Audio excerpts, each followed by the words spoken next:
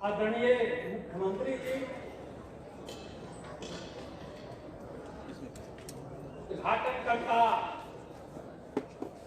माननीय आलोक कुमार मेहता जी, मंच पर उपस्थित सभी विद्वान साथियों, सभागार में उपस्थित सम्राट अशोक के प्रेमियों,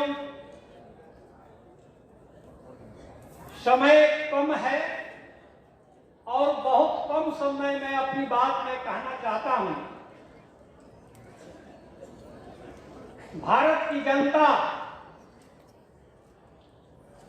ऋणी है बिहार के मुख्यमंत्री के प्रति, जिन्होंने पूरे देश के इतिहास में ये पहले और अब तक के आखिरी मुख्यमंत्री हैं जिन्होंने सम्राट अशोक जयंती के अवसर पर राजकीय अवकाश की घोषणा की है।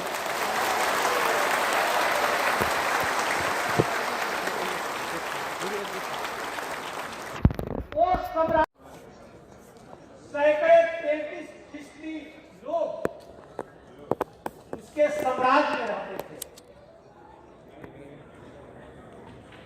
और प्राचीन काल में सम्राट अशोक ने कन्वेंशन कराने के लिए पाटलिपुत्र में अशोकाराम बनवाया था और आधुनिक काल में माननीय मुख्यमंत्री ने अशोक कन्वेंशन सेंटर बनवाया।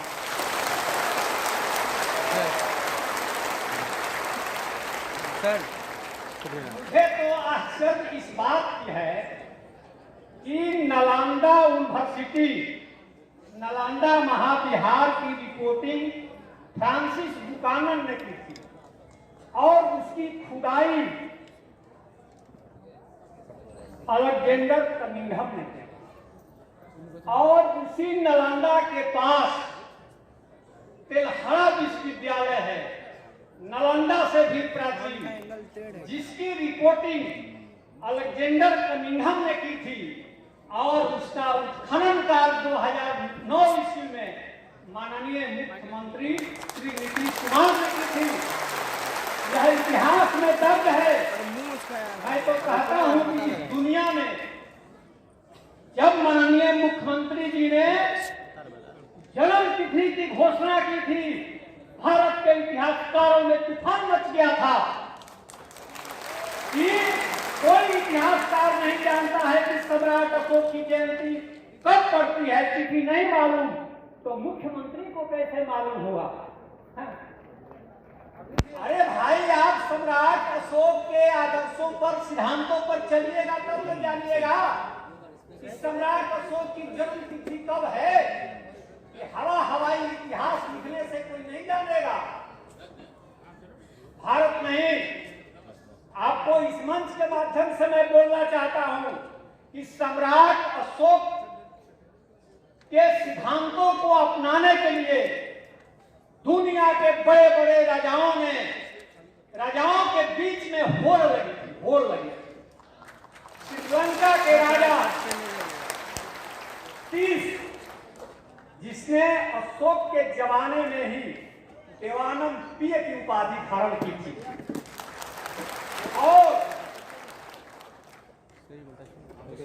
चीन का राजा लियांग उडी, चीन का राजा जिसको चीन का सम्राट अशोक कहा जाता है, चाइना में सम्राट अशोक का मंदिर बनवाया था और वो मंदिर आज भी है। ये बात 6वीं शताब्दी ईस्वी की मैं कह रहा हूं और 12वीं सदी में कंबोडिया का राजा जयवर्मन सप्तम, नाम नोट कर लीजिए, जयवर्मन सप्तम कंबोडिया का राजा 12वीं सदी में चैत्र शुक्ल अष्टमी को सम्राट अशोक की जयंती मनाता था और वो भी 7 दिन। यह वर्ल्ड के हिस्ट्री में रिकॉर्ड है और भारत के इतिहासकारों को नहीं पता है कि सम्राट अशोक की जन्म तिथि कब है। यह एम्पावर्डेड है। जयवर्मन शब्द वो था जिसने बंगाल की खाड़ी से लेकर के चाइना तक अस्पतालों की श्रृंखला बनाई थी, और सम्राट अशोक ने बंगाल की खाड़ी से लेकर के सीरिया तक अस्पतालों की श्रृंखला बनाई थी। यह भी वर्ल्ड हिस्ट्री में, विश्व इतिहास में दर्ज है। क्योंकि मेरा व्याख्यान रिकॉर्ड हो रहा है, यह मैं जानता हूं, और यह भी जानता हूं कि मैं प्रोफेसर के रैंक करूं। इसलिए पूरी बात मैं होशो हवास के साथ कह रहा हूं। ये भारत के इतिहासकार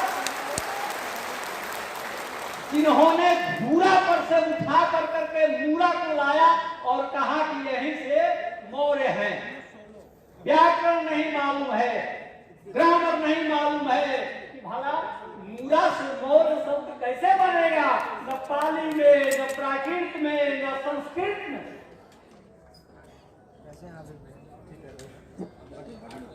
अभी तो ये लोग सम्राट अशोक के शिलालेख ही नहीं पढ़ पा रहे हैं, नहीं पढ़ पा रहे हैं। मैं उसको सीधे पढ़ता हूं। बहुत सारे इतिहासकारों ने लिखा, देवानाम प्रिय, देवताओं के प्रिय राजा अशोक। मैंने सोचा कि जरा पढ़कर हम भी देखें। अरे भाई, वो सम्राट अशोक ने उसको प्राकृत भाषा में लिखा है, तो वो देवानाम प्रिय नहीं, ये तो संस्कृत भाषा का शब्द हो गया। देवानम प्रिय लिखा हुआ है, देवानम प्रिय, और वहां देव का मतलब है अरहत, बुद्ध। बुद्ध प्रिय राजा अशोक, देवानंद प्रिय का अर्थ हुआ। ये नहीं कि देवताओं के प्रिय राजा अशोक। अशोक के जितने भी शिलालेख हम लोग को मिले हैं, किसी पर किसी देवी देवता का उल्लेख नहीं है। अगर है तो वो केवल बुद्ध का ही है।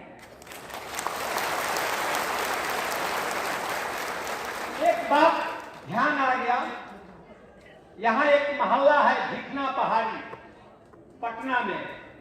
क्योंकि मुख्यमंत्री यहाँ उपस्थित हैं, इसलिए मैं यह बात कह रहा हूं कि भिखना पहाड़ी क्या है। भिखना पहाड़ी जो मोहल्ला है, वहां पर सम्राट अशोक ने एक पहाड़ी बनवाई थी अपने छोटे भाई को रहने के लिए। वो राजगीर के त्रिकूट पर रहते थे सम्राट अशोक के छोटे भाई। लेकिन बाद में जो राजकुमार महिंद थे, सम्राट अशोक के बेटे महिंद, जिसे हम लोग संस्कृत में महेंद्र कहते हैं, महेंद्र का नाम नहीं था, महिंद था, तो वहीं रहते थे। 1894 ईस्वी में, 1892 ईस्वी में लॉरेंस वार्डेल ने उसकी जांच की थी, भिखना पहाड़ी। वो रिटन किताब है अंग्रेजी में। तो वो क्या देखे वहां कि भिखना पहाड़ी एक पहाड़ी थी। ये 1892 की बात है, बहुत समय नहीं बीता। तो एक पहाड़ी थी और पहाड़ी के ऊपर भिखना कुंवर की पूजा होती थी। और उस लॉरेंस वार्डन ने लिखा है कि भिखना कुंवर और कोई नहीं, भिखू कुंवर माने भिखू महेंद्र ही थे। महेंद्र, जिनके नाम पर यह आज भी पटना में महेंद्र घाट है।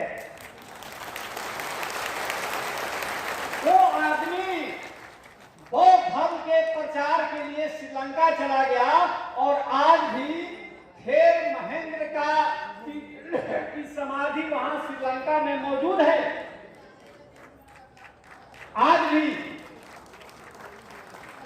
लेकिन हम भारत के लोग थेर महिंद के नाम पर पटना में कोई भी स्मृति चिन्ह नहीं बनवा सके। यह दुखद पक्ष है। हमारे सूबे का नाम बिहार है, तो जाहिर है कि चप्पे चप्पे पर बिहार था। इंसान ने अपनी डायरी में लिखा है कि इस पटना में 100 बिहार थे, 100। अब सोच लीजिए, सम्राट अशोक के बड़े बड़े लाभ थे, बड़े बड़े स्तूप थे। उस समय पटना कैसा रहा होगा। मैं एक एग्जाम्पल छोटा सा देना चाहता हूं, आरा का। आरा का नाम क्या था? आरा का नाम था आराम नगर। आप कहिएगा कि प्रोफेसर साहब क्या आप कथा कहानी कहने लगे? कथा कहानी नहीं है, रुकिए जरा एक सेकंड। इसका सबूत है, मसाह में आरा से 6 मील पश्चिम गांव है, जहां से सम्राट अशोक का वो जो सिंह स्तंभ है वो मिला है, जो आज पटना म्यूजियम में है। इंसान जब आए थे तो सम्राट अशोक का बड़ा तिलक और स्तूप आरा में देखे थे। लिखे थे कि मसार से 6 मील पूरब है। इधर हम लोग को मसार में एक अभिलेख मिला है, उस पर शंकर लाल नाम का एक आराम नगर के आदमी का दिया हुआ दान है, जैन मूर्ति का। उसी पर लिखा हुआ है कि इस शहर का नाम था आराम नगर, और आराम नगर का एक ही अर्थ होता है जहां पर बहुत सारा बौद्ध विहार हो, और जो बौद्ध विहारों का नगर है वो आराम नगर है, और वही आराम नगर आज आरा है। इतना बड़ा परिवर्तन हो गया। और अंग्रेज जब आए तो कहे कि भाई ये कौन सा शहर है? तो आरा की जनता भोजपुरी बोलती थी, तो बोली कि आरा है। तो अंग्रेज बहुत दिन लिखे ARRAH, आरा है। चलिए समय कम है, बाद में फिर से बोलेंगे। धन्यवाद आप लोगों ने सुना, बहुत बहुत धन्यवाद।